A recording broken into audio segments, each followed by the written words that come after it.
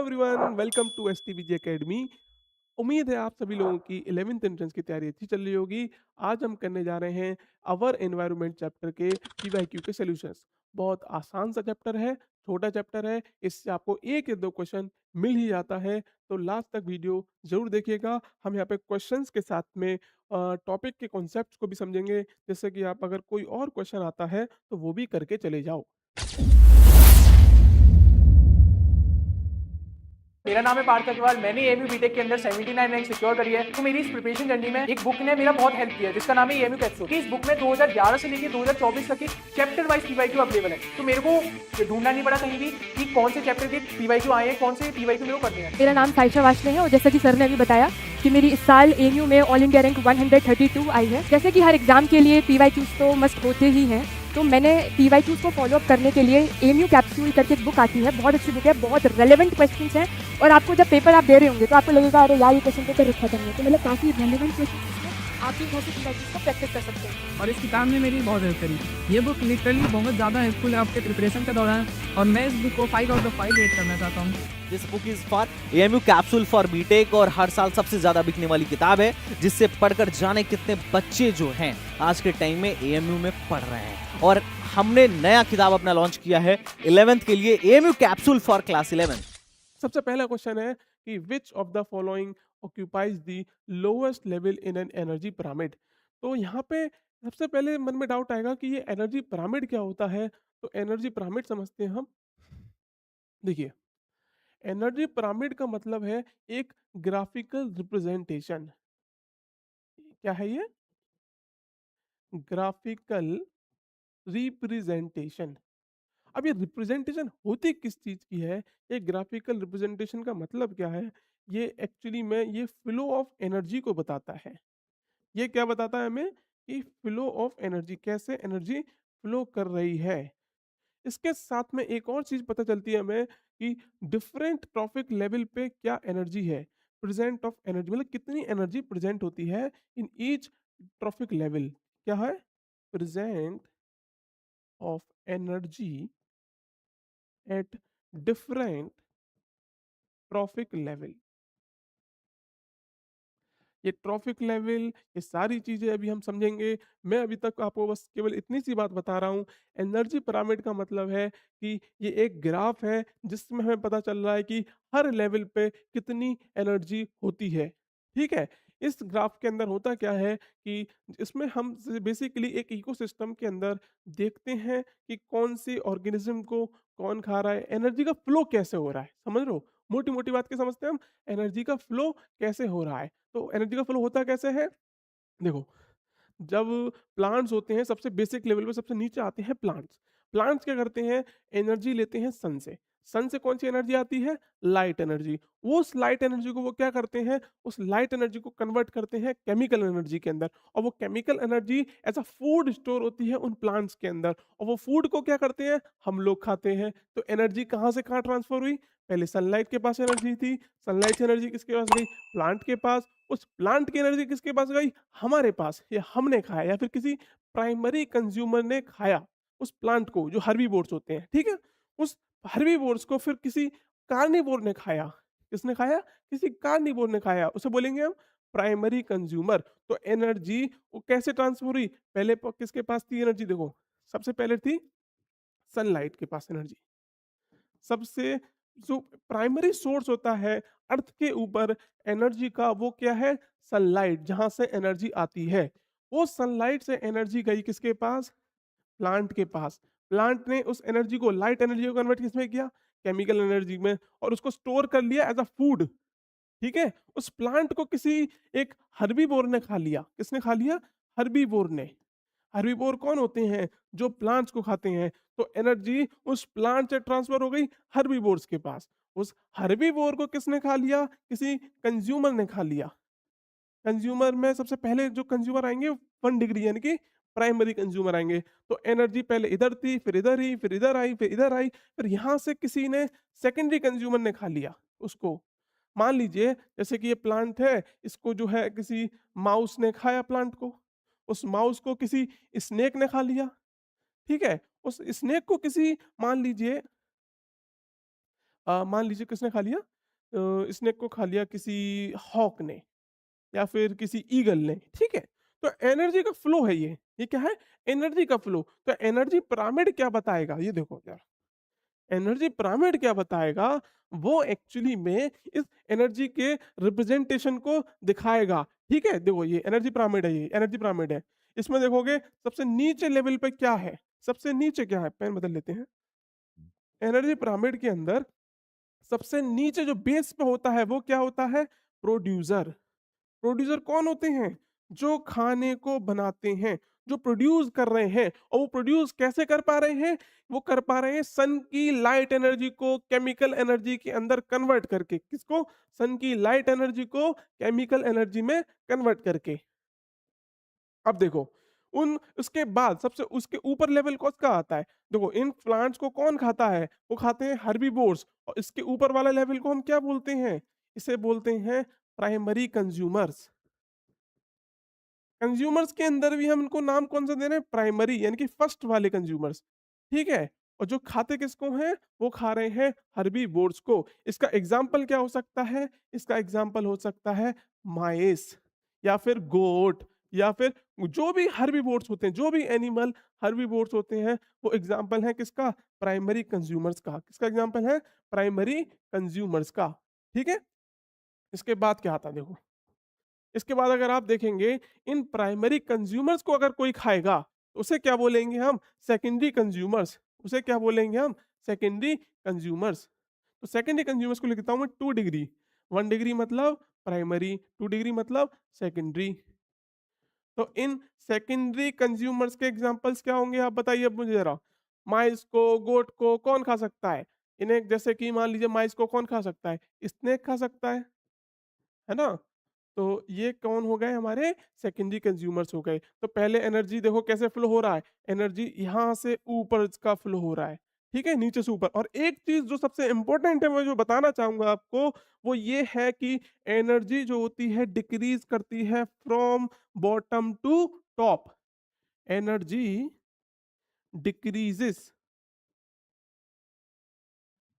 From bottom to top. अब इसका मतलब क्या होता है वो मैं आपको बताता हूं।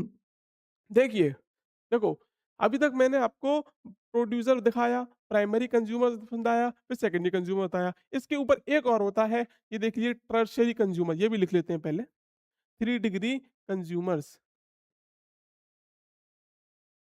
3 डिग्री कंज्यूमर्स के एग्जांपल क्या हो सकते हैं? जैसे लॉइन है। लॉइन जो है क्या कहते हैं, लॉइन तो किसी को भी खा जाएगा ना, सबसे टॉप पे लॉइन को कोई नहीं खाता ना। एग्जाम्पल, तो देखो एनर्जी का डिक्रीज कैसे हो रही है, एनर्जी डिक्रीज कैसे हो रही है वो समझाते हैं पहले। देखो इसको समझाते हैं जरा। एक सेकंड, एक पेज ऐड कर लेते हैं पहले। इस पे बेस्ड क्वेश्चन भी आगे एक और आया है, इसीलिए मैं आपको समझाने की कोशिश करूंगा एक और। सब इसीलिए समझा रहा हूँ आपको ये चीज। देखो वो क्या चीज है, जैसे ये प्लांट्स होते हैं हमारे, जैसे ये है हमारा सन, ठीक है? सन से कौन सी रेज आती हैं? यूवी रेज या फिर लाइट एनर्जी रेज होती है। यहाँ से कौन सी आती है? लाइट एनर्जी आ रही है। ये क्या आ रही है हमारी? ये आ रही है लाइट एनर्जी, ठीक है?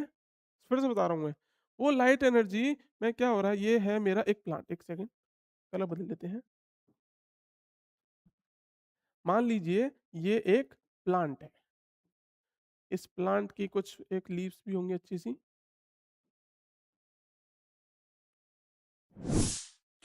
इस प्लांट के पास लीव्स भी होंगी। तो एक रफ सिली से बता रहे हैं, ठीक है, ध्यान से सुनना। तो ये लाइट एनर्जी क्या होगी? कन्वर्ट होगी किसमें? किसमें कन्वर्ट होगी? केमिकल एनर्जी में। तो यहाँ पे लिख देते हैं, सबसे पहले नंबर पे क्या होगा? लाइट एनर्जी कन्वर्ट होगी केमिकल एनर्जी के अंदर। अब देखो समझने वाली बात यहाँ पे ये है कि जितनी भी लाइट आती है, जितनी भी लाइट आती है इन सन, इसके ऊपर देखो, एक कलर बदलते हैं।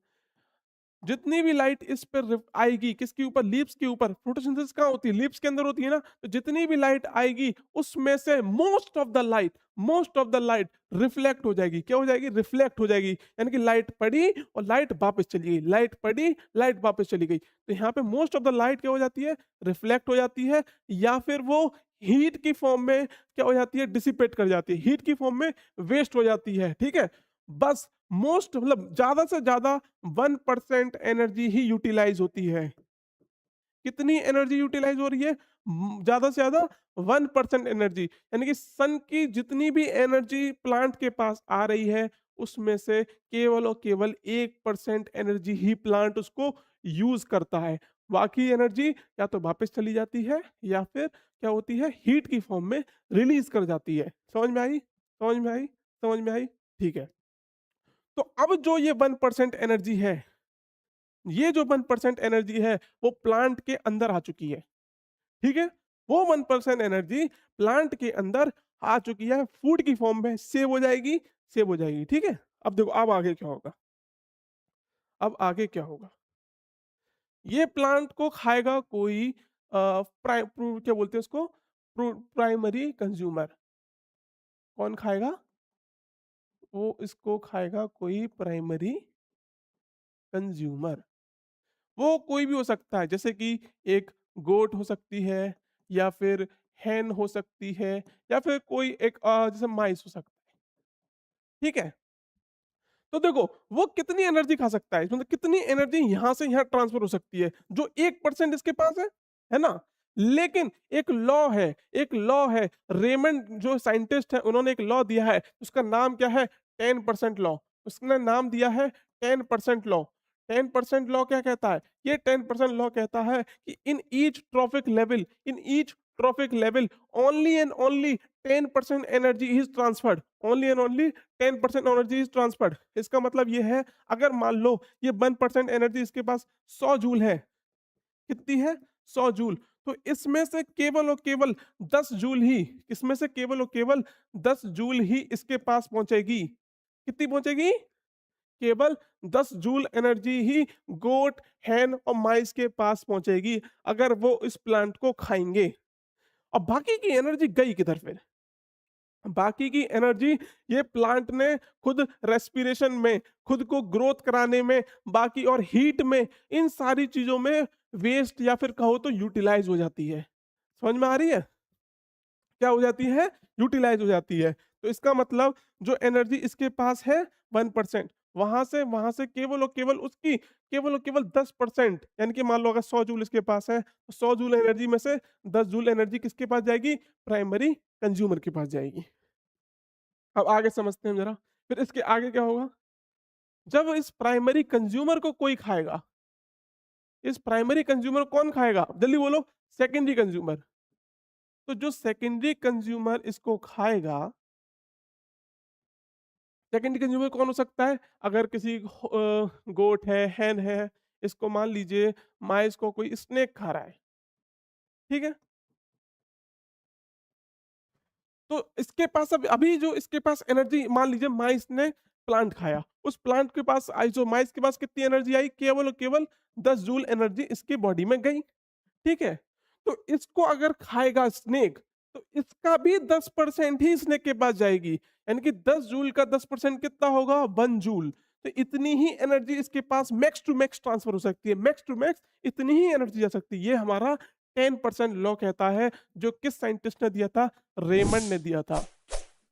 हो सकता है ये पेपर में पूछ लिया जाए कि 10% लॉ के जो किसने बताया था, रेमंड ने बताया था, 10% लॉ क्या होता है, ये कुछ भी क्वेश्चन में आ सकता है पेपर में, इसीलिए बता रहे हैं हम, है ना।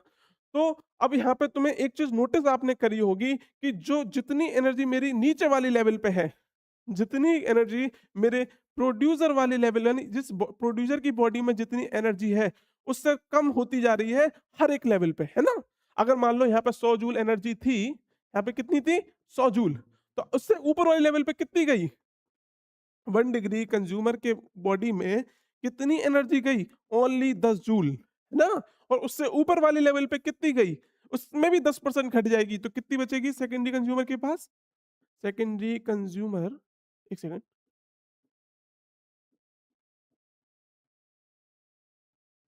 1 जूल एनर्जी, 1 जूल एनर्जी। तो मैंने तुमसे क्या बोला था इससे पहले? मैंने तुमसे क्या बोला था कि ऊपर जैसे ही नीचे बॉटम टू टॉप जाती है एनर्जी, तो एनर्जी क्या हो रही है? एनर्जी डाउन हो रही है, एनर्जी डिक्रीज कर रही है। ये वाली चीज आपको मैंने यहाँ पे समझाई थी। बोल रहा था ना मैं कि energy decreases from bottom to top. जैसे जैसे ट्रॉपिक लेवल पे आप ऊपर जाएंगे, एनर्जी का फ्लो, एनर्जी जो हर ट्रॉपिक लेवल पे है वो कम होती जा रही है ना? तो इसीलिए जो पिरामिड होता है इसका अगर आप शेप देखोगे तो ये वाला देखोगे वाइड है ना? ये वाइड है, फिर देखोगे थोड़ा कम हुआ, थोड़ा और कम हुआ, तो ऊपर जाते जाते बहुत कम एनर्जी ही बचती है इनके पास। तो इनको अगर अपनी एनर्जी रिक्वायरमेंट को पूरा करना है तो कैसे करेंगे वो? कैसे करेंगे? वो ज़्यादा खाएँगे। वो क्या करेंगे? ज़्यादा खाएँगे। मान लो ये जो है 1 स्नैक की जगह 2 स्नैक खाएगा, जिससे कि वो अपनी एनर्जी रिक्वायरमेंट को पूरा कर पाए। तो ट्रॉपिक लेवल में जो ऊपर होता है, उन्हें खाना ज़्यादा करना पड़ता है। उन्हें खाना ज़्यादा खाना पड़ता है क्योंकि वो नीचे वाले को खा रहे हैं और उनके पास एनर्जी कम आती है। ठीक है? तो ये था एनर्जी पिरामिड। मैंने थोड़ा ज़्यादा समझा दिया लगता है, बट इससे फायदा क्या होगा कि आगे के क्वेश्चन आप आसानी से कर पाओगे। समझ में आई? चलो बताओ। अब question, which of the following occupies the lowest level? तो लोएस्ट लेवल कौन सा ऑक्यूपाई करेगा? HAWK, hawk? नहीं, ये तो एक ये वाला सॉरी वर्ड है। ये क्या है?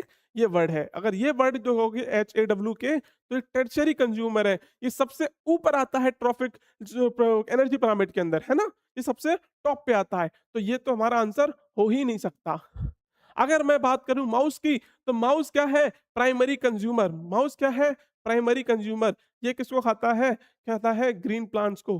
तो इसीलिए ये हर्बीवोर है, तो ये भी हमारा आंसर नहीं हो सकता क्योंकि ये टॉप सॉरी बॉटम पे तो नहीं होता ना, बॉटम से एक ऊपर होता है, तो ये तो हो नहीं सकता। फिर आता है ग्रास। ग्रास जो है एक करेक्ट आंसर है क्योंकि ग्रास जो है सबसे बॉटम पे आती है। ग्रास क्या है? एक प्लांट है जो कि एक प्रोड्यूसर है। ठीक है, तो हमारा आंसर हो गया ग्रास। अब नेक्स्ट क्वेश्चन पे चलते हैं। नेक्स्ट क्वेश्चन पढ़िए आप जरा। नेक्स्ट क्वेश्चन है कि all the living organism in an area together with the non living constituent of the environment forms. देखो ये है इकोसिस्टम का क्वेश्चन। तो पहले थोड़ा सा इकोसिस्टम के बारे में हम समझ लेते हैं, है ना? तो देखो इकोसिस्टम क्या होता है?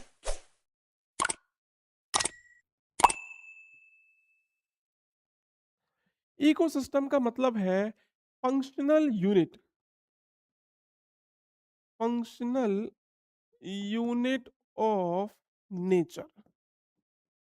किसी भी नेचर की एक फंक्शनल यूनिट, एक ऐसी यूनिट जो कुछ फंक्शन कर रही हो। नेचर में कोई एक ऐसी यूनिट जो कुछ फंक्शन कर रही हो, उसके अंदर भी, इकोसिस्टम के अंदर भी क्या होता है एक्चुअली में? इन विच, जिसके अंदर, इन विच, जिसके अंदर बायोटिक, क्या बोला मैंने? Biotic and abiotic components.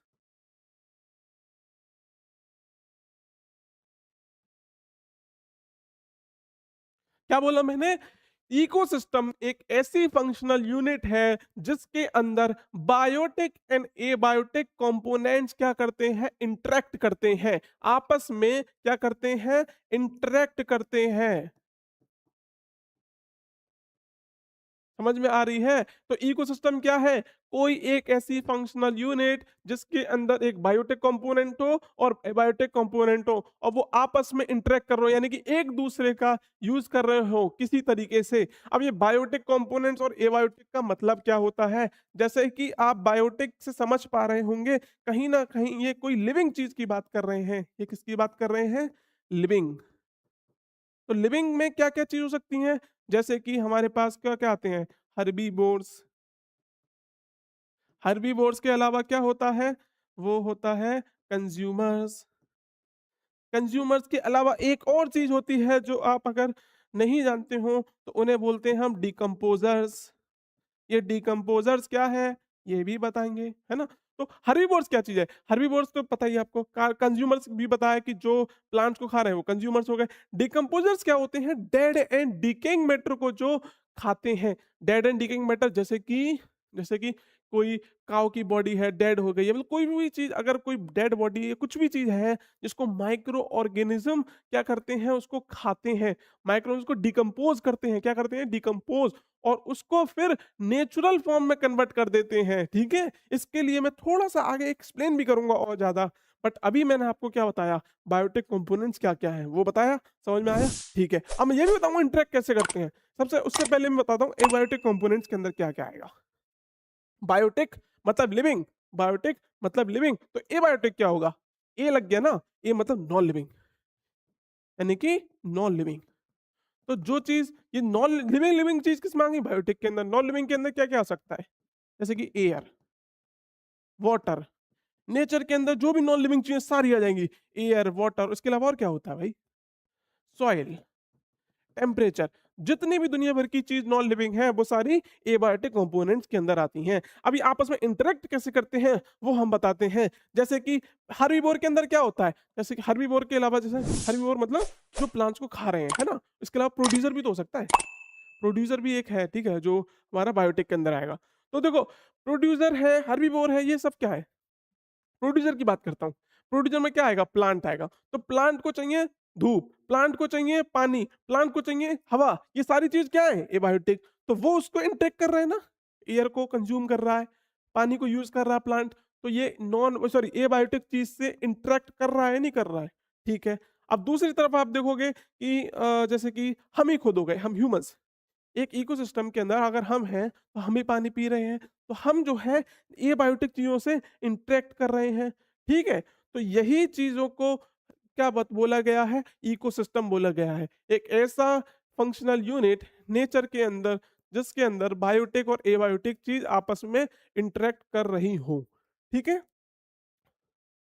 तो अब आप बताइए कि एक लिविंग ऑर्गेनिज्म, ठीक है, all the living organism, all the living organism किसी एक एरिया के अंदर, किसी एक एरिया के अंदर साथ में रह रहे हो, किसके साथ में, नॉन लिविंग कॉन्स्टिट्यूएंट के साथ में, नॉन लिविंग कॉन्स्टिट्यूएंट के साथ में। देखो, लिविंग ऑर्गेनिज्म मतलब बायोटिक सीक, ठीक है, और किसी एक एरिया के अंदर यानी कि नेचर के अंदर साथ में रह रहे हो किसके, non living constituent, non living constituent मतलब एबायोटिक कंपोनेंट्स, किसी एनवायरनमेंट में क्या बनाएंगे, इकोसिस्टम, क्या बनाएंगे, इकोसिस्टम। समझ में आ गया?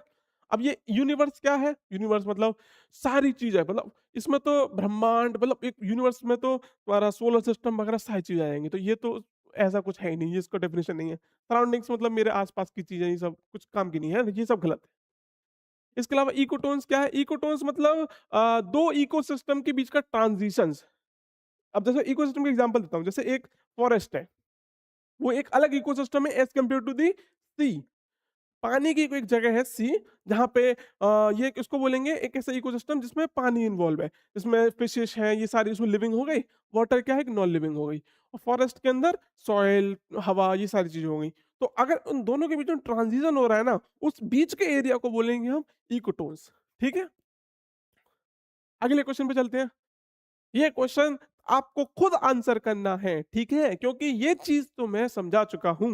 बताओ, energy captures by green plants in a terrestrial ecosystem is about। ये बोल रहे हैं कि ग्रीन प्लांट्स कितनी एनर्जी कैप्चर कर पाते हैं एक सनलाइट से, कहां से, कोई मान लो टेरेस्ट्रियल इकोसिस्टम, टेरेस्ट्रियल इकोसिस्टम मतलब कि जहां पे सन आ रहा है, मतलब कि एक जमीनी एरिया है जहां पे प्लांट्स ग्रो करते हैं, तो वहां पे कितनी एनर्जी कैप्चर कर पाते हैं। मैंने फर्स्ट क्वेश्चन समझाते टाइम पे आपको बताया था कि जो सन की लाइट आती है, सन की लाइट आती है, वहां से मैक्स टू मैक्स कितनी भी एनर्जी आ रही हो, मैक्स टू मैक्स केवल और केवल 1% एनर्जी को ही प्लांट यूटिलाइज कर पाता है। कितनी कर पाता है, 1% को। तो आंसर मेरा कितना हो जाएगा, ए ऑप्शन। और बाकी की एनर्जी कहाँ जाती है, या तो वो रिफ्लेक्ट कर जाती है या फिर वो हीट में कन्वर्ट हो जाती है। ये देखो, ये प्लांट की लीफ है, यहाँ से सन की एनर्जी आ रही है, और देखोगे तो इधर से CO2 जा रही है, यहाँ से पानी यूज कर रहा है, और फिर हो क्या रही है, एक रिएक्शन, फोटोसिंथेसिस। और फोटोसिंथेसिस हो तो रही है, बट वो फोटोसिंथेसिस केवल और केवल कितनी केमिकल एनर्जी यूज कर पा रहा है? ओनली 1%। और कन्वर्ट किस में कर रहा है वो? सॉरी, लाइट एनर्जी यूटिलाइज कर पा रहा है 1%। लाइट को कन्वर्ट कन्वर्ट कर रहा है केमिकल के अंदर। अच्छा, ये क्वेश्चन बहुत ही अच्छा क्वेश्चन है। बोले तो थोड़ा सा टफ भी हो सकता है, बट मैं इसको बहुत ही अच्छे से समझाऊंगा आपको। ये बोल रहे हैं कि 1987 के अंदर यूनाइटेड नेशन एनवायरनमेंट प्रोग्राम, क्या बोला है? United Nations Environment Programme succeeded in forging an agreement to free CFC. बोलो क्या फारसी बोलिए, कुछ दिमाग में नहीं पड़ा, कोई बात नहीं। सबसे पहले तो समझ में नहीं आया होगा सीएफसी क्या है। अगर आया भी है तो मैं दोबारा बता देता हूँ कि सीएफसी का मतलब क्या है। देखो, सीएफसी की फुल फॉर्म होती है क्लोरोफ्लोरोकार्बन। फुल फॉर्म क्या होती है? क्लोरोफ्लोरोकार्बन। ये एक्चुअली में क्लोरोफ्लोरोकार्बन एक मैन मेड गैस है। क्या है ये? ये एक मैन मेड गैस है। ये गैस क्या होती है एक्चुअली में, ये सीएफसी, ये जो भी हम रेफ्रिजरेटर यूज करते थे पहले के टाइम पे है, अभी नहीं, पहले के टाइम पे जो फ्रिज होते थे, रेफ्रिजरेटर, या फिर इसके अलावा जैसे कि एसी जो होती थी, एयर कंडीशनर्स, यहाँ से रिलीज होती थी ये गैस। मतलब कि उसमें कुछ ऐसा रिएक्शन कुछ भी हो रहा है उसके अंदर, वहां से ये गैस रिलीज होती थी और एनवायरनमेंट में ऊपर चली जाती थी। अब ये सीएफसी करती क्या थी? देखो, जब जैसे ये हमारी अर्थ है, जब ये हवा ऊपर चली जाएगी सीएफसी, तो ऊपर क्या होता है? एक ओजोन की लेयर होती थी। क्या होती है? Ozone layer. ओजोन लेयर तो आप जानते होंगे। ओजोन लेयर मतलब O3, ऑक्सीजन की जो O3, O3 मॉलिक्यूल जो है, इस गैस की एक लेयर बनती है अपने अर्थ के सराउंडिंग में, जो उसको कवर करती है। अब दिक्कत कहाँ आती है?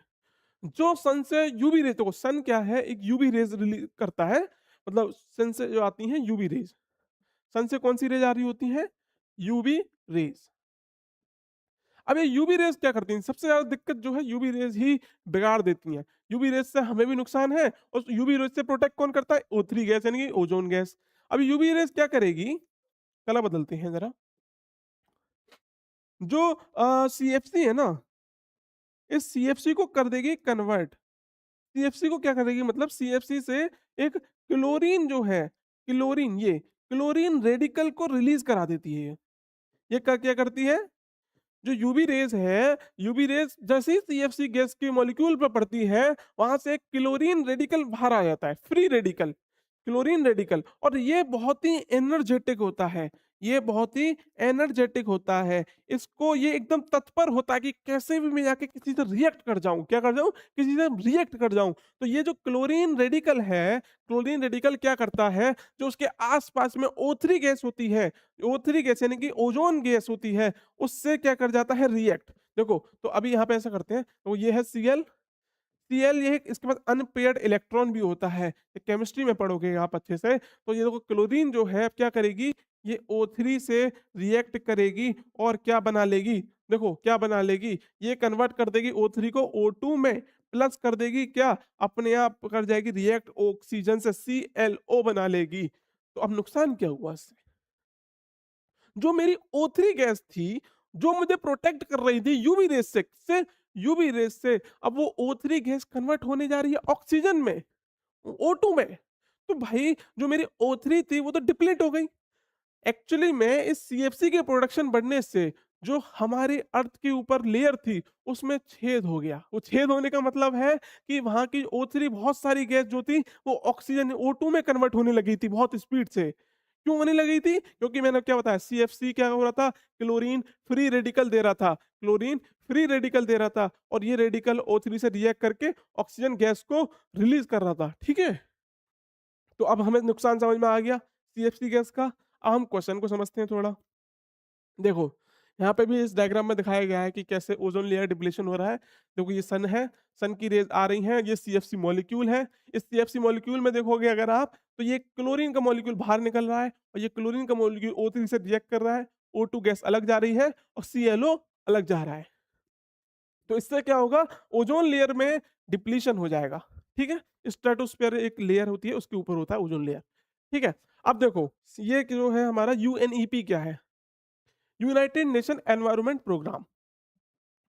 यूएनईपी मतलब इसमें सारे देशों के बहुत सारे देशों के इंटरनेशनल लेवल पे इन्होंने क्या किया था 1987 के अंदर इन 1987 इस ईयर के अंदर इन्होंने एक एग्रीमेंट किया था इंटरनेशनल एग्रीमेंट इन्होंने क्या किया था एक इंटरनेशनल एग्रीमेंट किया था इस एग्रीमेंट में इन्होंने क्या डिसाइड किया अब देखो हर किसी को दिख रहा है दुनिया पे हर कोई रह रहा है हर किसी को मालूम है O3 गैस की हमें कितनी जरूरत है O3 गैस की जरूरत क्यों है क्योंकि अगर O3 गैस डिप्लीट हो जाएगी तो यूवी रेज जितनी भी आ रही थी वो सारी हमारे ऊपर आएगी अभी जो है most of the UV rays जो भी आती है वो अर्थ रिफ्लेक्ट बैक कर देता है यानी कि यहाँ पे आएगी बट वापस चली जाएगी और यूवी गैस के नुकसान क्या है यूवी रेज के नुकसान क्या है यूवी रेज जैसे हमारी स्किन पर बढ़ती है स्किन कैंसर के चांसेस बढ़ते हैं हमारे इसके अलावा क्या और नुकसान क्या होते हैं इसके अलावा नुकसान होते हैं आईज जो हमारी डैमेज हो जाती हैं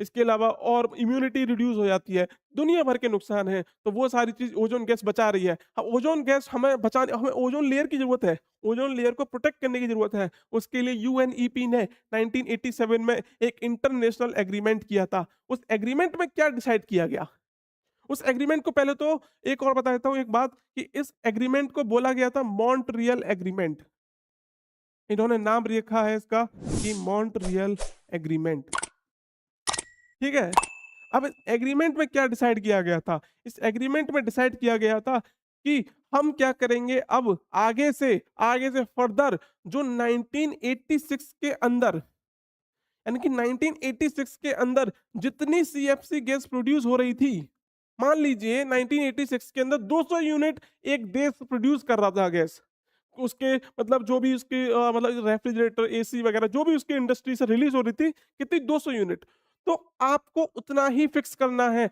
आगे से हमें उसको बढ़ाना नहीं है इन्होंने क्या डिसाइड किया इन्होंने बैन नहीं किया कि सीएफसी बिल्कुल नहीं रिलीज होनी चाहिए इन्होंने कहा पहले कंट्रोल करते हैं पहले क्या करेंगे जो 1986 का लेवल था जो 1986 का लेवल था किसका सीएफसी का उसको हमें फिक्स कर देना है यानी कि हमें यह ध्यान रखना है कि हमारे देश के अंदर से इससे ज्यादा लेवल हम प्रोड्यूस सीएफसी का ना करें क्या ना करें 1986 के अंदर जो सीएफसी का लेवल है उतना ही लेवल हमारा जो है होना चाहिए कांस्टेंट इससे ज्यादा हम जो है वो क्या करेंगे प्रोड्यूस नहीं करेंगे ये एक एग्रीमेंट था ठीक है अब देखो अब ये क्वेश्चन तुम्हें एकदम हलवा लगेगा सुनो पढ़ो in 1987 the UNEP succeeded in forging an agreement to freeze CFC को फ्रीज करने के लिए production at CFC production at कितने लेवल पे इन्होंने प्रोडक्शन को फ्रीज कर दिया था 1986 लेवल पे यानी कि जो ईयर 1986 में जितनी गैस प्रोड्यूस हो रही थी वही उतना हमने फ्रीज कर दिया इससे ज्यादा हम प्रोड्यूस नहीं कर सकते तो अब उम्मीद है ये आपको क्वेश्चन समझ में आ गया होगा अब चलते हैं हम नेक्स्ट क्वेश्चन पे नेक्स्ट क्वेश्चन क्या बोल रहा है हमसे in an ecosystem the producers are एक इकोसिस्टम्स के अंदर प्रोड्यूसर कौन लोग होते हैं आखिर ये तो देखो प्रोड्यूसर कौन होते हैं आपको पता ही है भाई जो प्रोड्यूसर मतलब बोले तो जो ऑटोट्रॉफिक न्यूट्रिशन होता है जिनके अंदर क्या होता है ऑटोट्रॉफिक न्यूट्रिशन अब ये ऑटोट्रॉफिक न्यूट्रिशन तो पता ही होगा बहुत ही आसान बच्चों वाली चीज है मतलब जो अपना खाना खुद बना रहे हैं ओन फूड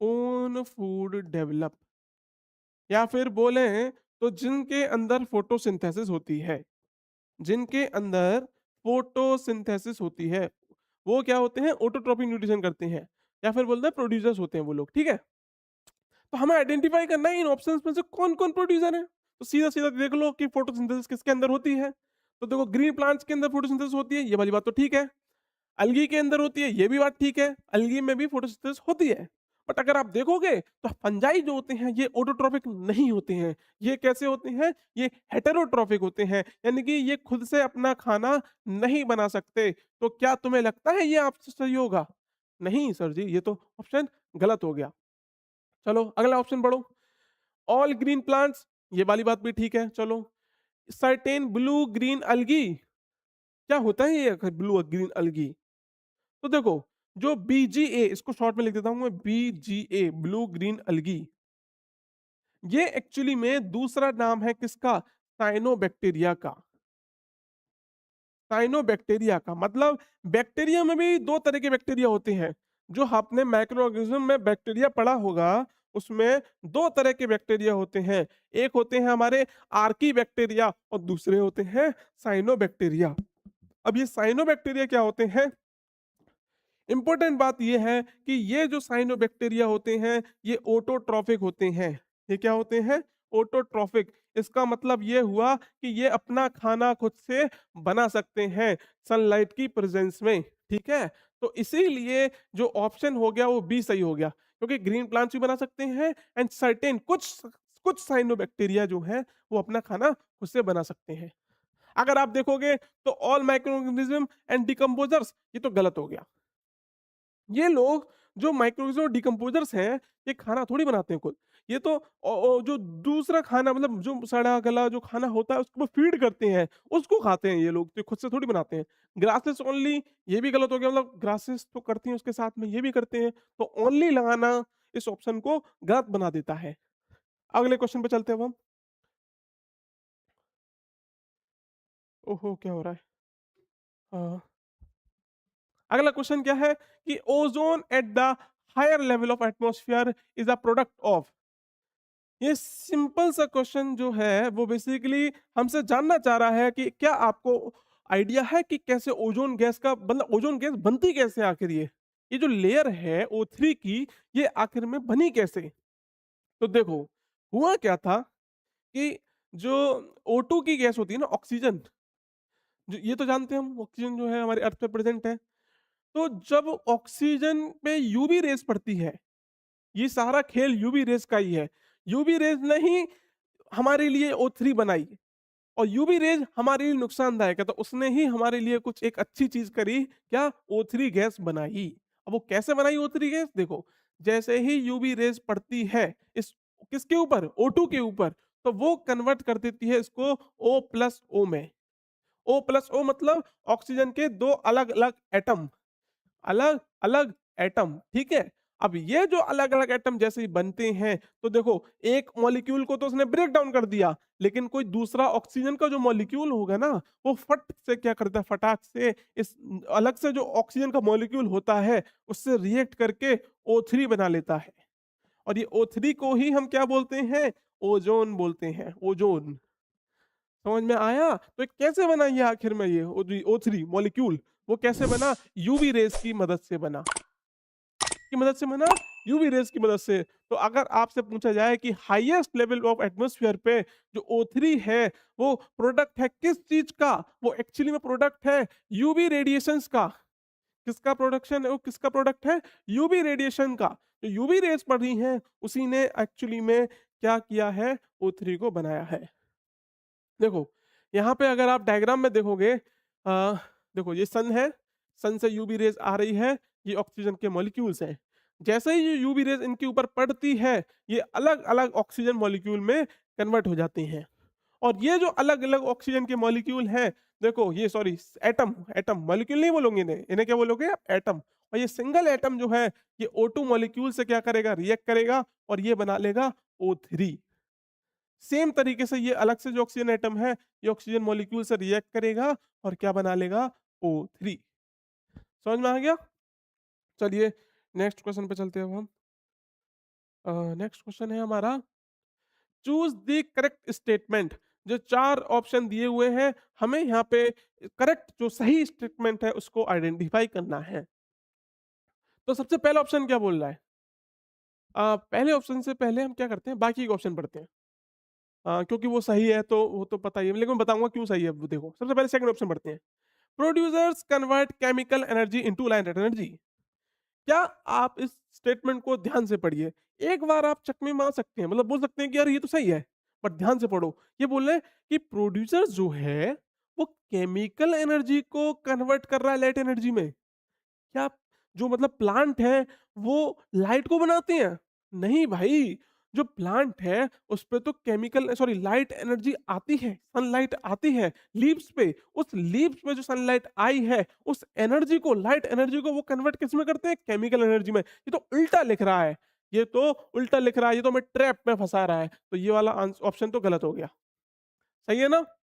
प्रोड्यूसर्स क्या करते हैं? केमिकल एनर्जी को तो बनाते हैं, किससे? लाइट एनर्जी से, ना कि केमिकल एनर्जी लाइट एनर्जी बना रहे हैं, ठीक है?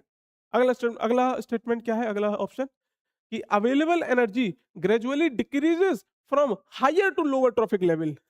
ये भी उल्टा बोल दिया। मैंने तुम्हें समझाया था कि जो ट्रॉफिक लेवल्स होते हैं, देखो ये ट्रॉफिक लेवल जो है, ये मान लीजिए ये प्रोड्यूसर जो यहाँ पे हो गया, first trophic level, second trophic level, third trophic level, तो यहाँ पे एनर्जी क्या होती है? बॉटम टू टॉप रिड्यूस करती है। क्या करती है? रिड्यूस या फिर डिक्रीज करती है। और ये क्या बोल रहे हैं कि decrease from higher to lower. Higher to lower नहीं, lower to higher, lower to higher. अगर लोअर टू हायर लिख रहा होता तो ये स्टेटमेंट सही हो जाता। तो मतलब ये वाला ऑप्शन भी गलत हो गया। और इसके पीछे रीजन क्या है, ये मैंने पीछे समझाया है सेकंड क्वेश्चन के अंदर, है ना? चलो सेकंड या थर्ड क्वेश्चन है, ध्यान नहीं है, देख लेना। फिर क्या है थर्ड क्वेश्चन कि food webs are rare in natural ecosystem. तो थोड़ा सा मैं फूड वेब के बारे में अगर बता दूं, तो फूड वेब क्या होते हैं? ये एक्चुअली में इंटरकनेक्टेड लिंक्स होती हैं। ये क्या होती हैं? Interconnected links. मतलब बेसिकली अगर हम नेचर में अगर आप देखोगे तो ऐसा नहीं होता है कि सीधा सीधा ये ग्रास है, इस ग्रास को माइस ने खाया, इस माइस को जो है स्नेक ने खाया, इस स्नेक को जो है हॉक ने खाया। ऐसा हम मानते हैं, मतलब ऐसा होता, ऐसा नेचर में नहीं होता हमेशा। होता ये भी तो हो सकता है कि जो ग्रास है इसको माइस की जगह क्या खा ले? गोट खा ले, ठीक है? ऐसा भी तो हो सकता है ना। और हो सकता है कि इस गोट को जो है डायरेक्टली कोई एक नया पेन ले लें क्या? इस गोट को डायरेक्टली इसको मिटा देते हैं। इस गोट को डायरेक्टली लॉइन खा ले, जो लॉइन तो टर्शियरी लेवल पे आता है ना? और इसके अलावा या फिर हो सकता है कि इस जो ग्रास है इसको हैन खाए, इस हैन को कोई मान लीजिए भेड़िया क्यों क्या बोलते हैं, फॉक्स वगैरह, ये खा ले। तो ये एक इंटरकनेक्टेड लिंक होती है। इसे बोलते हैं क्या? Food web. इसे क्या बोलते हैं हम? फूड वेब बोलते हैं। यहाँ पे मतलब ये नहीं है कि ये क्या कहते हैं स्नेक को माइस खा लेगा, ऐसा नहीं होगा। स्नेक को माइस नहीं खाएगा, खाएगा माइस को स्नेक ही। बट ये जो है कि माइस को हो सकता है स्नेक भी खा ले, हो सकता है माइस को फॉक्स भी खा ले, ये भी पॉसिबिलिटी है ना? या फिर हो सकता है लॉयन भी, लॉयन इसको खा ले। तो बहुत सारी पॉसिबिलिटीज हैं, इसको बोलते हैं फूड वेब। तो यहाँ पे जो क्वेश्चन जो हमसे ऑप्शन बोल रहा है कि फूड वेब्स आर रेयर, क्या ये रेयर होते हैं? नहीं, no, they are not rare, they are most common. मतलब बहुत ज्यादा कॉमन है ऐसा तो नेचर के अंदर, ऐसा कोई किसी को भी खाता है, मतलब, है ना? तो ऐसा फिक्स नहीं है कि इसको यही खाएगा, इसको यही खाएगा, इसको हो सकता है ये भी खा ले, है ना? तो ये सारी चीज जो है इस हिसाब इस वजह से, रेयर की वजह से ये ऑप्शन मेरा गलत हो जाता है।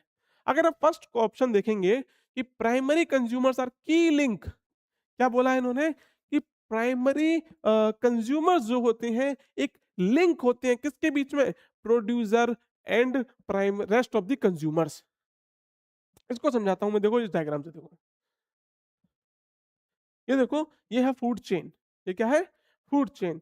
देखो ये है प्रोड्यूसर्स, ये क्या है? प्रोड्यूसर्स। और ये है मेरे बाकी कंज्यूमर्स। देखो ये है प्राइमरी कंज्यूमर और ये है टर्शियरी, ये फाइनल। एक सेकंड, किसके बीच? प्राइमरी कंज्यूमर्स एंड की link producer and rest of consumers. देखो अभी देखो, ये सारे क्या है? कंज्यूमर्स। और ये मेरा प्राइमरी कंज्यूमर है, ठीक है? तो अगर तुम ध्यान से देखोगे, अगर आप ध्यान से देखेंगे, तो ये जो है एक बीच में लिंक बन रहा है। क्या बन रहा है? लिंक बन रहा है। किसके बीच में? प्रोड्यूसर्स के बीच में और बाकी के रेस्ट ऑफ दी कंज्यूमर्स के बीच में। प्राइमरी कंज्यूमर को छोड़ के सेकेंडरी, टर्सरी, फाइनल, ये सारे कंज्यूमर जो हैं इस प्रोड्यूसर के बीच में लिंक बनाने वाला कौन है? Primary consumer. ऐसा क्यों है? क्योंकि देखो, जो जो हमारा ग्रास है या फिर जो फूड ग्रीन प्लांट्स हैं, उसको जो स्नेक खाएगा नहीं, क्योंकि वो तो एक क्या है? कार्निवोर है। अगर आप देखोगे तो ये फ्रॉग भी नहीं खाएगा, ये भी एक कार्निवोर है। और जबकि ग्रास ओवर क्या है? जो प्राइमरी कंज्यूमर क्या है? वो हर्बीवोर है। तो यानी कि एक बीच में की लिंक बनाने वाली क्या चीज है? हर्बीवोर्स, जो उसके बीच में लिंक बना रही है बाकी के कौन? कंज्यूमर्स के। कंज्यूमर्स जो है बाकी के, और जो प्रोड्यूसर है उसके बीच लिंक कौन बना रहा है? Primary consumer. तो इसीलिए ये वाला ऑप्शन हमारा ठीक हो जाता है। चलिए अब हम नेक्स्ट क्वेश्चन पे चलते हैं।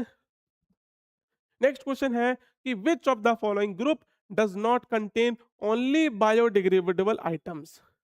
तो अगर आपसे कोई पूछे तो इससे पहले हम समझते हैं कि बायोडिग्रेडेबल आइटम्स कौन से होते हैं। तो देखो यहीं पे लिख देता हूं मैं कि जो भी आइटम्स मतलब द फूड या फिर बोल सकते हैं ऐसा ऐसा वेस्ट मटेरियल, सीधे सीधे देखते हैं, waste material that can be decomposed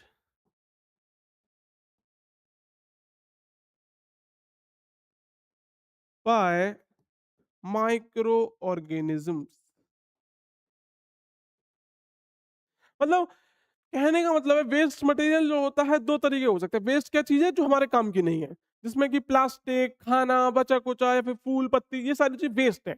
अब वो वेस्ट दो तरह की हो सकती हैं, या तो बायोडिग्रेडेबल हो सकती हैं या फिर नॉन बायोडिग्रेडेबल हो सकती हैं। बायोडिग्रेडेबल का मतलब क्या होता है बेसिकली कि जो भी वेस्ट मटेरियल है उसको हम डिकम्पोज कर पाए। डिकम्पोज करने का मतलब क्या हुआ? डिकम्पोज करने का मतलब हुआ कि जो वेस्ट मटेरियल जिस फॉर्म में है अभी, मान लीजिए एक ये जैसे कि ये रोटी है, ये एक रोटी है जो आपने खाई नहीं, आपने फेंक दी, ठीक है? तो अभी जो रोटी है वो उसके अंदर क्या होगा? वो क्या होगा? ग्लूकोज होगा। उसके अंदर क्या होगा? ये ग्लूकोज होगा, कार्बोहाइड्रेट होगी या फिर मान लीजिए कुछ भी चीज है। एक एक्चुअली में ऑर्गेनिक मैटर है। ये क्या है? एक ऑर्गेनिक मैटर, ठीक है? तो अब ये डिकम्पोज होने का मतलब क्या है? ये डिकम्पोज होने का मतलब क्या है? ये एक कॉम्प्लेक्स फॉर्म है, ध्यान से सुनना। ये एक कॉम्प्लेक्स फॉर्म है, ठीक है, ग्लूकोज। अब ये डिकम्पोज होने का मतलब है जैसे ही ये डिकम्पोज हो जाएगा तो ये सिंपलर फॉर्म यानी कि CO2 plus H2O plus energy release करेगा। क्या करेगा? एनर्जी रिलीज करेगा। अब ये जो डिकम्पोज, ये वाली जो प्रोसेस है, इस प्रोसेस को कराने वाला कौन है? इसको प्रोसेस को कराने वाला जो है वो है हमारे माइक्रोब्स। वो कौन है? माइक्रोब्स, या फिर बोल सकते हो डिकम्पोजर्स। डिकम्पोजर्स कौन हो गए? जो डिकम्पोज करते हो। और डिकम्पोज होने का मतलब क्या होता है वो मैंने आपको समझा दिया। जो भी कॉम्प्लेक्स ऑर्गेनिक मैटर या कोई भी चीज है ऐसी जिसको इस फॉर्म में, एनर्जी की फॉर्म में, एक सेकंड, एनर्जी CO2 H2 ऐसे कन्वर्ट कर दिया जाए, सिंपल फॉर्म में कर दिया जाए, उसे बोलते हैं हम डिकम्पोजिशन होना, डिकम्पोज होना। और ऐसे आइटम्स को क्या बोलती हैं जो इस फॉर्म में कन्वर्ट किया जा सके? उन्हें बोलते हैं बायोडिग्रेडेबल आइटम्स। तो अब बताइए इन ऑप्शंस में से कौन से ऑप्शंस में नॉट कंटेन ओनली बायोडिग्रेडेबल, यानी बायोडिग्रेडेबल के साथ में एक नॉन बायोडिग्रेडेबल आइटम भी है? सबसे पहला ऑप्शन देखोगे तो वो है ग्रास, फ्लावर्स एंड लेदर। तो देखो तीनों चीजें ही बायोडिग्रेडेबल हैं। ग्रास यानी कि घास फूस, ये इसको कन्वर्ट किया जा सकता है, इसको सेलुलोज को आगे जाके डिकम्पोज किया जा सकता है। Same with flowers. फ्लावर्स के अलावा लेदर, लेदर भी जो है एक्चुअली में सॉरी एनिमल स्किन वगैरह से ही बनती है, तो ये भी ऑर्गेनिक मैटर की फॉर्म में आता है, ये भी कन्वर्ट किया जा सकता है। तो ये ऑप्शन तो हमारा नहीं हो सकता। अब देखो ग्रास, वुड, ग्रास मीन्स घास, लकड़ी, और प्लास्टिक, एक्चुअली में यहाँ पे जो मेन इम्पोस्टर है जिसको हम ढूंढ रहे थे वो ये है। ये जो प्लास्टिक है ये नॉन बायोडिग्रेडेबल है। ये क्या है? Non biodegradable. तो इसका मतलब ये जो ऑप्शन है ये हम इसको ही ढूंढ रहे थे, यही ऑप्शन जो है सही है यहाँ पे, क्योंकि इसमें केवल और केवल बायोडिग्रेडेबल के साथ में नॉन बायोडिग्रेडेबल आइटम भी है, ठीक है? तो बाकी का आप पढ़ सकते हो, fruit peels, cake, lime juice, ये सारी ऑर्गेनिक मैटर है, इनको कन्वर्ट किया जा सकता है, डिकम्पोज किया जा सकता है, ठीक है? फिर क्वेश्चन क्या है कि विच of the following constitute a food chain. अब ये फूड चेन को बनाने के लिए क्या क्या चीज चाहिए हमें? इनमें से पूछ रहे हैं इनमें से कौन सा ऑप्शन है जो फूड चेन बना रहा है? तो फूड चेन को बनाने के लिए हमें चाहिए एक प्रोड्यूसर, हमें चाहिए प्राइमरी कंज्यूमर, हमें सेकेंडरी कंज्यूमर, मतलब एक ऐसी चेन चाहिए जिसमें प्रोड्यूसर भी हो, मतलब खाना बनाने वाला हो, उसको खाने वाले भी हो, है ना? तो देखो अब हम तीनों को, हम इनको सबको रखते हैं और एक चेन बना के देखते हैं किसकी बन रही है किसकी नहीं बन रही है। सबसे पहला ऑप्शन है ग्रास, व्हीट एंड मैंगो। अब बताओ कि ग्रास को आप क्या रखोगे? प्रोड्यूसर वाले लेवल पे रखोगे ना, तो मैं यहाँ पे ग्रास रख दूंगा, ठीक है? फिर आता है व्हीट। व्हीट क्या है? गेहूँ मतलब प्लांट, इसको भी आप प्रोड्यूसर के लेवल पे ही रखोगे। फिर व्हीट के बाद क्या आता है? मैंगो, मैंगो भी आप प्रोड्यूसर लेवल पे रखोगे। अरे भाई! इस फूड चेन के अंदर तो केवल प्रोड्यूसर ही है, इसमें तो प्राइमरी कंज्यूमर है ही नहीं। तो क्या लगता है तुम्हें इसके आगे कि ये एक चेन है, ये कोई चेन थोड़ी हुई? तो ये तो ऑप्शन मेरा गलत हो गया। अगले ऑप्शन पे चलते हैं अब हम, इसको मिटा देते हैं, ये वाली चीज़ मिटा देते हैं। अब देखो अगली चीज़ क्या है? अगले ऑप्शन में बोल रहे हैं कि ग्रास है, चलो ग्रास को तुम यहीं रखोगे आप, ठीक है, ग्रास रख दोगे यहाँ पे। फिर है गोट, गोट को आप इसके ऊपर रख दोगे ना, कि गोट तो हर्बीवोर्स होती है और वो उसको खाती है, तो गोट आ गया मेरा यहाँ पे, बकरी। फिर देखोगे कि ह्यूमन, ह्यूमन को कहाँ रखोगे? ह्यूमन को आप यहाँ रख सकते हो क्योंकि ह्यूमन जो है गोट को भी खा सकते हैं। तो क्या लगता है कि ये ऑप्शन हो सकता है सही? ये एक फूड चेन बना रहा है। देखो यहाँ पे ये फूड चेन बन रही है, ये प्रोड्यूसर हो गया, प्राइमरी कंज्यूमर, सेकेंडरी कंज्यूमर हो गया। तो ये वाला ऑप्शन ज़्यादा ठीक लग रहा है मुझे। अगला बढ़ते आगे भी बढ़ते हैं। गोट, काऊ, एलिफेंट। तो तुम आप यहाँ पे गोट तो रख दोगे, ठीक है। देखो गोट का रखोगे सेकंड लेवल, यहाँ पे रखो फर्स्ट टॉपिक लेवल पे रखोगे ना। गोट को भी यहीं रखोगे आप, काऊ को भी यहीं रखोगे आप, इसके साथ में एलिफेंट को भी आप यहीं पे रखोगे। तीनों एक ही लेवल पे हैं। इनके नीचे ऊपर कुछ तो है ही नहीं, तो ये भी ऑप्शन गलत हो गया मेरा। आगे पढ़ोगे ग्रास, फिश एंड गोट। तो आप क्या ज़्यादा से ज़्यादा क्या रख सकते हो? यहाँ पे ग्रास रख सकते हो, इसके ऊपर गोट रख सकते हो, है ना? मतलब ये भी, इसमें भी कुछ बन नहीं रहा। ग्रास आ गई, ये गोट आ गया और फिश क्या होती हैं? Fishes are primary consumer as well, ये भी यहाँ पे आ जाएँगी शायद। तो मेरा ये भी ऑप्शन ठीक नहीं है शायद। बी ऑप्शन ज़्यादा सही लग रहा है मुझे, ठीक है? फिर आगे चलते हैं अगले क्वेश्चन पे। अगला क्वेश्चन क्या बोल रहा है कि which of the following are environment friendly practices? तो एनवायरनमेंट फ्रेंडली प्रैक्टिसेस कौन-कौन सी हैं? मतलब जिससे हमारे एनवायरनमेंट को नुकसान ना हो रहा हो। तो फर्स्ट ऑप्शन पढ़ोगे आप, तो बोल रहे हैं कि carrying cloth bags to put purchase in while shopping, मतलब जब आप खरीदारी करने जा रहे हो, तो अपने साथ में एक बैग लेके जाओ। तो ये तो एक अच्छी चीज़ है भाई, अगर हम अपने घर से ही एक बैग लेके जाएँगे, है ना? क्लॉथ का बैग यानी कि यहाँ पे प्लास्टिक वाला नहीं, कपड़े वाला बैग। तो इससे जो है प्लास्टिक का कंजप्शन कम होगा, क्योंकि शॉपकीपर जो है वो आपको प्लास्टिक का बैग नहीं देगा। तो ये वाली चीज़ सही है, तो अच्छी प्रैक्टिस है। इसके अलावा देखो switching off unnecessary light and fan, ठीक है, ये भी अच्छी बात है। अगर आप इलेक्ट्रिसिटी को कंज्यूम कम करोगे, वेस्ट कम होगी, तो जो हमारे जो कोल वगैरह प्रोडक्शन है, कोल का यूटिलाइजेशन है, जो नॉन रिन्यूएबल रिसोर्सेज हैं, उनका हम बचा रहे हैं। तो ये भी एक तरीके से एनवायरमेंटल फ्रेंडली प्रैक्टिस हो गई। थर्ड देखोगे walking to school instead of getting your mother to drop you on her scooter, ये भी सेम चीज़ हो गई कि यहाँ पे अगर आप पैदल जाते हैं, अपनी मदर के साथ नहीं जाएँगे, तो आप पेट्रोल बचाएँगे। पेट्रोल क्या है? एक non renewable resources. Non renewable resources मतलब जो लिमिटेड अमाउंट में हमारी अर्थ पे प्रेज़ेंट हैं। तो अगर नॉन रिन्यूएबल रिसोर्सेज़ हम बचाएँगे, तो वो एक एनवायरमेंटल फ्रेंडली प्रैक्टिस होती है। तो ये भी ऑप्शन हमारा ठीक हो गया। तो इस हिसाब से देखा जाए तो सारे ऑप्शन ही ठीक हैं। तो आंसर क्या हो जाएगा? All of these. ठीक है? अगले क्वेश्चन पे चलते हैं अब हम। अगला क्वेश्चन हमसे बोल रहा है कि व्हिच वन इज़ रॉन्ग? सारे ऑप्शन में से हमें आइडेंटिफाई करना है कि कौन-सा ऑप्शन गलत है। सबसे पहले क्या बोला गया है? सबसे पहले बोला गया है कि catabolism and anabolism is equals to metabolism, मतलब ये दोनों मिलके मेटाबॉलिज्म कहते हैं। अब ये कैटाबॉलिज्म, मेटाबॉलिज्म क्या है क्या ये सब? देखो, मेटाबॉलिज्म का मतलब क्या होता है? मेटाबॉलिज्म का मतलब है sum total of all reactions occur in our body. हमारी बॉडी के अंदर जो भी रिएक्शंस होती हैं, वो सब चीजों का सम टोटल मेटाबॉलिज्म कहलाता है।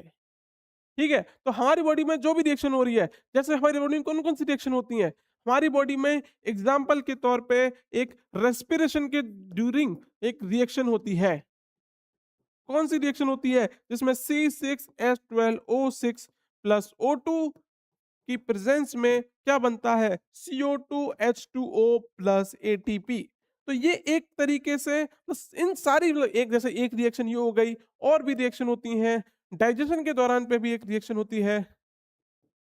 डाइजेशन के दौरान भी रिएक्शन क्या होती हैं, जैसे कि जो प्रोटीन होती है उसको ब्रेक डाउन करके किस में कन्वर्ट किया जाता है, अमाइनो एसिड में कन्वर्ट किया जाता है, इस तरीके से मतलब, है ना। तो ये दुनिया भर की रिएक्शन होती है बॉडी के अंदर, वो सारी रिएक्शन का सम कहलाता है मेटाबॉलिज्म। ठीक है। अब ये कैटाबॉलिज्म और एनाबॉलिज्म का मतलब क्या है, अगर आप ध्यान से समझोगे तो ये दो तरह की हो सकती हैं ये रिएक्शंस। एक होती है कैटाबॉलिज्म और दूसरा होता है एनाबॉलिज्म। देखो, अब यहाँ पे अगर आप ध्यान से समझें तो कैटाबॉलिज्म में जो कैटा का मतलब है समथिंग लाइक ब्रेक डाउन। अगर कुछ ब्रेक डाउन हो रहा है, क्या हो रहा है, ब्रेक डाउन। तो ऐसी रिएक्शन जिसमें कुछ ना कुछ ब्रेक डाउन हो रहा हो उसको बोलते हैं कैटाबॉलिक रिएक्शन। उसे क्या बोलते हैं हम, कैटाबॉलिक रिएक्शन। और एक चीज और है, जब कोई कंपाउंड या किसी चीज का ब्रेक डाउन होता है तो कभी ना हम मतलब हमेशा नहीं, some time, most of the time क्या होती है, एनर्जी रिलीज होती है। तो कैटाबॉलिक रिएक्शंस के अंदर क्या होता है, एनर्जी का रिलीज होता है, एनर्जी प्रोड्यूस होती है। यहाँ पे एनर्जी बनती है, एनर्जी बन रही है, यानी बन नहीं रही मतलब उसमें से ब्रेक डाउन होकर प्रोड्यूस हो रही है। ठीक है, जैसे कि इस रिएक्शन में देखोगे, रेस्पिरेशन में क्या होता है, जो ग्लूकोज होता है ऑक्सीजन के साथ रिएक्ट करता है ऑक्सीजन की प्रेजेंस में, और एटीपी का फॉर्मेशन होता है। तो ये कौन सी रिएक्शन हो गई, ये मेरी कैटाबॉलिक रिएक्शन हो गई। ठीक है। अब दूसरे नंबर पे आती है हमारी कौन सी रिएक्शन, जिसे हम बोलते हैं एनाबॉलिज्म। एनाबॉलिज्म में क्या होता है, कुछ फॉर्मेशन होता है, यहाँ पे कुछ बन रहा होता है। ठीक है।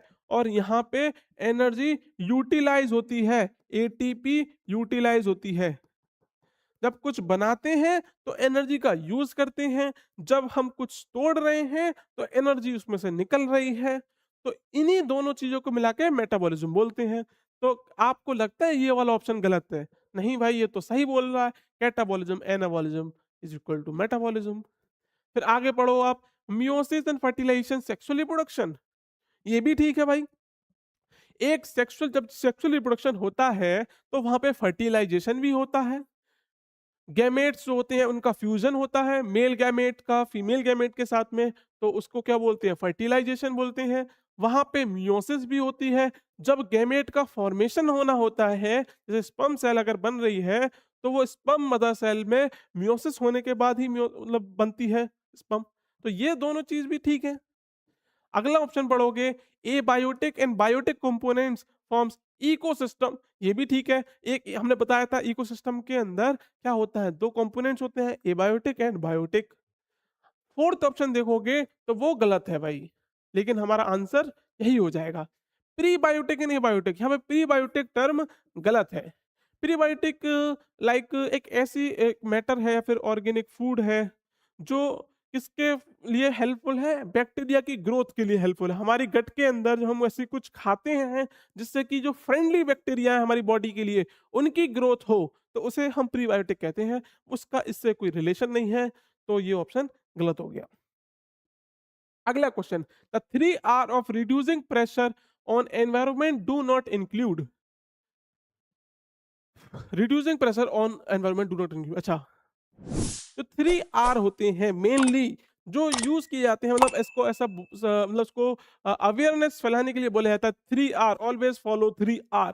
वो 3 R का मतलब होता है, आप रिड्यूस कीजिए, रिसाइकिल कीजिए, रीयूज कीजिए। जो भी आप कर रहे हैं, जैसे आप पॉलीथीन के कंजप्शन को रिड्यूस करो, कम से कम यूज करो।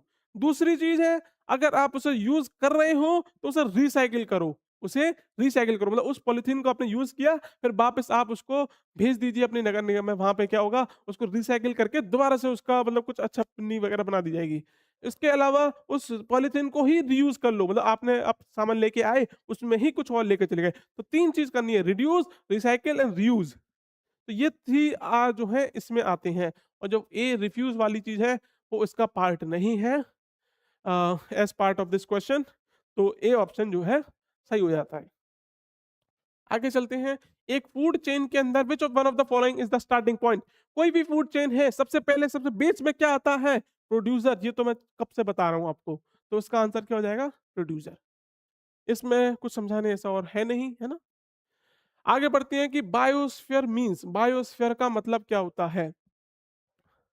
बायोस्फीयर मतलब है एक ग्लोबल इकोसिस्टम। बायोस्फीयर मतलब क्या है? एक टोटल या फिर ग्लोबल, ग्लोबल बोलूं तो या फिर टोटल, मतलब जितने भी इकोसिस्टम अर्थ के ऊपर, मतलब सबसे बड़ा इकोसिस्टम क्या है? बायोस्फीयर। अगर एक अर्थ क्या है? अर्थ भी तो एक इकोसिस्टम है जिसमें बायोटेक एंड ए बायोटेक दोनों पार्ट आते हैं, है ना। तो उसे ही हम क्या बोलते हैं? बायोस्फीयर बोलते हैं। तो देखो उसमें अगर आप देखोगे, atmosphere plus life, hydrosphere plus life, ये सारी चीजें आती हैं। एटमोस्फेयर मतलब जो सराउंडिंग की एयर है वो सारी चीज, वो प्लस लाइफ, हाँ ये भी एक बायोस्फीयर का पार्ट है। हाइड्रोस्फीयर यानी कि वाटर प्लस लाइफ, ये भी बायोस्फीयर का पार्ट है। लिथोस्फीयर लाइफ, लिथोस्फीयर मतलब जो लैंड है, लैंड यानी कि जमीन, वो सारी चीज, और प्लस लाइफ, ये भी एक बायोस्फीयर का पार्ट है। तो सारी चीज मिला के ही एक बायोस्फीयर बनाती हैं। इसका answer all of the above हो जाएगा। फिर एक क्वेश्चन है कि the common method adoption of dis adapted for disinfection of drinking water employed in home appliance is by using filters and। ये बोल रहे हैं कि ऐसा कौन सा कॉमन मेथड है जो आम तौर पर घर के अंदर लगे हुए फिल्टर के अंदर यूज होता है टू प्योरीफाई दी वाटर। तो देखो, अगर मोस्टली जो हमारे घर के अंदर जो आप फिल्टर देखेंगे वो होते हैं यूवी रेस फिल्टर। कौन से होते हैं? UV rays filter. ये जो यूवी रेस फिल्टर होते हैं ये क्या करते हैं? जो यूवी रेस वाटर के अंदर पड़ती है तो ये क्या करते हैं? किल दी बैक्टीरिया या फिर किल दी माइक्रो ऑर्गेनिज्म। जो भी हार्मफुल माइक्रो ऑर्गेनिज्म हैं उनको ये किल कर देते हैं। ये कैसे किल कर देते हैं? जब यूवी रेस उन सेल्स के अंदर डीएनए पे पड़ती है, और वो डीएनए पे जैसे यूवी रेस पड़ती है उसको डीनेचर कर देती है। ठीक है। तो इससे होता क्या है कि जो पानी के अंदर माइक्रो ऑर्गेनिज्म है वो मर जाते हैं और हमारा पानी प्योर बन जाता है। हम क्या चाहते हैं? हमारे पानी के अंदर जो भी कंटेमिनेटेड माइक्रो ऑर्गेनिज्म है वो खत्म हो जाए। तो उसके लिए जो यूटिलाइजेशन करते हैं, यूवी रेस टेक्नोलॉजी का यूज होता है हमारे होम अप्लायंस में। ठीक है। अब जो क्लोरीनेशन है, ओजोनाइजेशन है, ये एक्चुअली में म्यूनिसिपल कॉर्पोरेशन में यूज होता है एट बड़े लेवल पे। मतलब जो नगर निगम वगैरह का जो पानी आता है वहां पे ये सारी प्रोसेसेस को यूज किया जाता है। क्लोरीनेशन में क्या करते हैं? क्लोरीन को डालते हैं जिससे कि H2O, सॉरी, मतलब किसी तरीके से प्रोसेस होती है जहाँ पे पानी पानी को प्योर किया जाता है। बट ये हमारे घर पे ऐसा कुछ नहीं होता है। ठीक है, ये सब बाहर की बात है, मतलब बड़ी लेवल पे होती है। फिर क्वेश्चन क्या है? Read the following statement. सबसे पहले क्या है? Acid rain damages monuments buildings etcetera due to corrosion. ये बात ठीक है। जो एसिड रेन होती है, एसिड रेन का मतलब क्या है? ऐसी ऐसी बारिश, देखो होता क्या है, जब भी एयर पोल्यूशन होता है ना, जो या फिर जो फैक्ट्री से गैसेस निकलती हैं जैसे कि SO2 या फिर NO2, ये जो हार्मफुल गैसेस हैं जब हमारे एनवायरनमेंट में रिलीज होती हैं, और जब ऊपर से बारिश हो रही होती है, रेन, रेन एक्चुअली में है क्या? H2O। तो वो H2O जो है SO2 NO2 जो एनवायरनमेंट में गैसेस है इनसे कर देती है रिएक्ट। क्या कर लेती है? रिएक्ट। ऐसे H2O मान लीजिए SO2 से रिएक्ट करेगी तो क्या बनाएगी? H2SO4। ये क्या है? Sulphuric acid. मतलब ये इस तरीके से जो है हम बोल सकते हैं कि ये हमारी रेन कैसी हो गई है? एसिडिक। इसका पीएच कम हो चुका है, 7 से कम हो चुका है।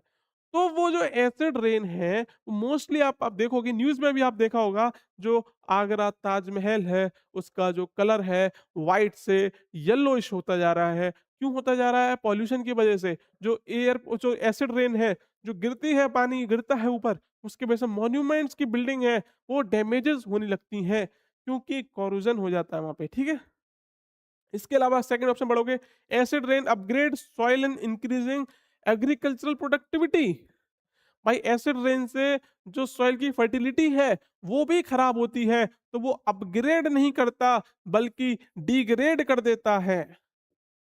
क्या करता है? डिग्रेड। इसीलिए ये ऑप्शन तो ठीक नहीं है। अगला पढ़ोगे, acid rain is a result of air pollution. ये वाली बात एकदम ठीक है, मैंने समझाया कैसे रिजल्ट है एयर पोल्यूशन का, क्योंकि एयर पोल्यूशन से ये गैसेस रिलीज होती हैं और वो वाटर से रिएक्ट करके एसिड रेन बना लेती हैं। फिर देखोगे which of the following is true, इन तीन में से कौन कौन से स्टेटमेंट ठीक है, तो आप बताइए पहला सही है तीसरा सही है, तो ऑप्शन हमारा सी करेक्ट हो जाता है।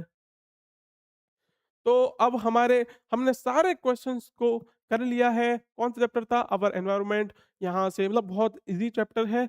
उम्मीद है आपको समझ में आया होगा। Thank you so much. Bye bye.